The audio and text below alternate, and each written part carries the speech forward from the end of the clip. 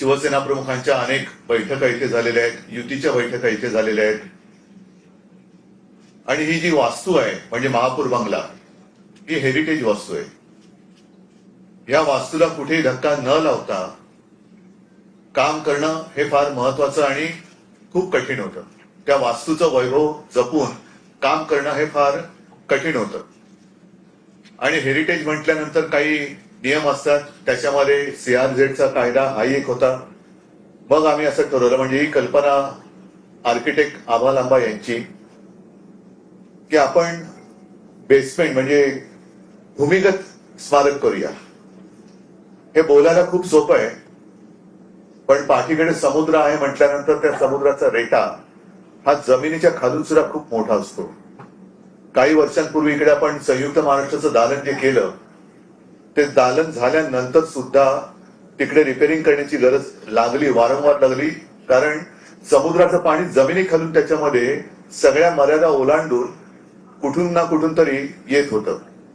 तर ती खबरदारी घेणं आणि त्याच्यानंतर ही वास्तू उभी करणं हे फार जिकरीचं काम होतं. म्हणून मी आर्किटेक्ट आभा लांबा आणि टाटा प्रोजेक्ट्स या कंपनीला धन्यवाद देतोय की त्यांनी अत्यंत देखणं असं काम वेळेमध्ये टप्पा 1 पूर्ण करून दिलेलं आहे.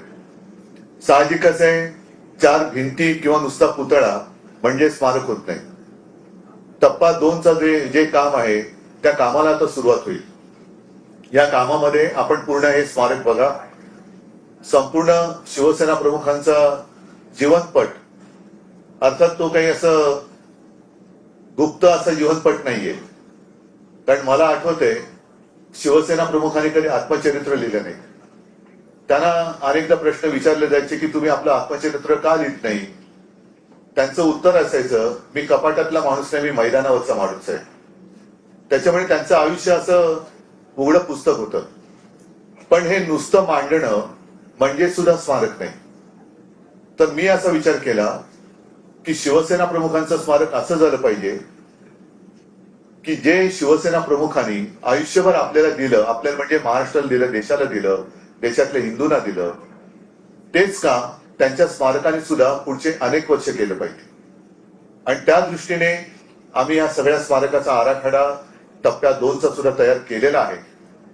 मग कुठेही काही गडबड नको म्हणून मग ती टेंडर प्रोसिजर वगैरे सगळी करून प्रयत्न असा आहे की जसं देसाई साहेब तुम्ही एक योगायोगाची गोष्ट सांगितली की पुढच्या 23 जानेवारी पासून शिवसेना प्रमुखांच्या शताब्दीचं वर्ष सुरू होईल.